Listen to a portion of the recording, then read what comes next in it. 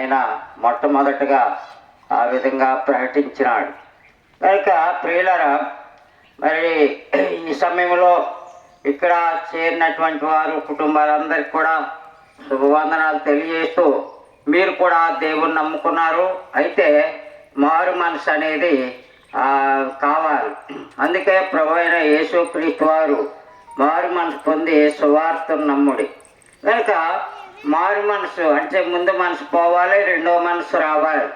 అప్పుడు దేవుని రాజ్యానికి మనము హక్కుదారుగా అవుతాం. కనుక ఈ సమయంలో మీరెవరైనా కానీ ఆ యేసు ప్రభుని నమ్ముకున్నటువంటి వారు ఆ దేవుని రాజ్యానికి ప్రవేశించడానికి హక్కుదారులు. కనుక మారు మనసు అనేది లేక క్రైస్తవ పేరు లేక దేవునికేవో కానుకలు ఇవ్వటం ఇవన్నీ ఇవ్వాలి. అయితే ప్రియులరా, మీరు మారు మనసు పొందాలని దేవుడు మిమ్మల్ని కోరేవాడుగా ఉంటున్నాడు. అందుకే నికోదేము ఆయన దగ్గరికి వచ్చినప్పుడు ఆయన ఈ విధంగా సెలవిచ్చినాడు, ఒకడు క్రొత్తగా జన్మించితేనే కానీ వాడు దేవుని రాజ్యంలో ప్రవేశింపడని ఆయన సెలవిచ్చినట్లుగా చూస్తున్నాం.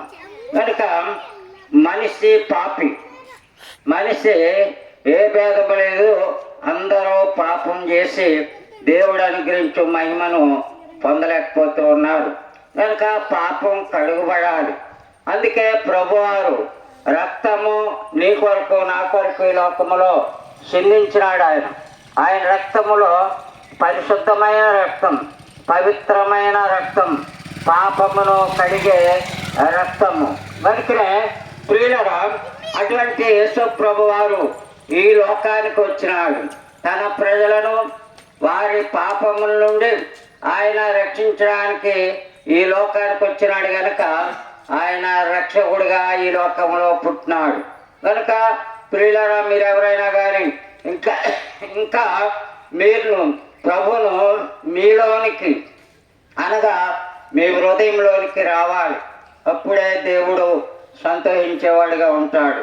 ఒకవేళ ఇంకా యేసు ప్రభుని నమ్మకపోతే ప్రియులారా, ఇదే మిక్కిలి అనుకూలమైన సమయం, ఇదే రక్షణ దినము. యేసు ప్రభువా, నేను పాపిని, నా పాపాలు క్షమించమని దేవుని దగ్గర అడిగితే గొప్ప రక్షణ ఇచ్చే దేవుడు. కనుకనే మన పాపములు మనం ఒప్పుకొని ఆయన నమ్మదగిన వాడు, నీతిమంతుడు. గనక మన సమస్తమైన పాపముల నుండి ఆయన పవిత్రులుగా చేస్తాడు. మరి వంగళ పురుగు 21 రోజుకి అది శీతపక్షిగా మారేదిగా ఉంటుంది. అలాగే నీవు పాపివై నీ జీవితాన్ని ఆయన మార్చగలిగిన దేవుడు, నీకుండే అపవిత్రమైన అలవాట్ల నుండి విడిపించగలిగిన దేవుడు. కనుక ఈ ఉదయ కాలంలో దేవుని దాసులుగా ఈ స్థలానికి, దేవుని పరిశుద్ధులుగా ఈ స్థలానికి, మీ గ్రామంలోనికి వచ్చి సువార్త ప్రకటించడానికి మేము ఈ విధంగా వచ్చినాం. కనుక నమ్మి బాప్తిసం పొందిన వాడు రక్షించబడును, నమ్మని వానికి శిక్ష విధింపబడినని ప్రభు అయిన యేసుక్రీస్తు వారు సెలవిచ్చినాడు.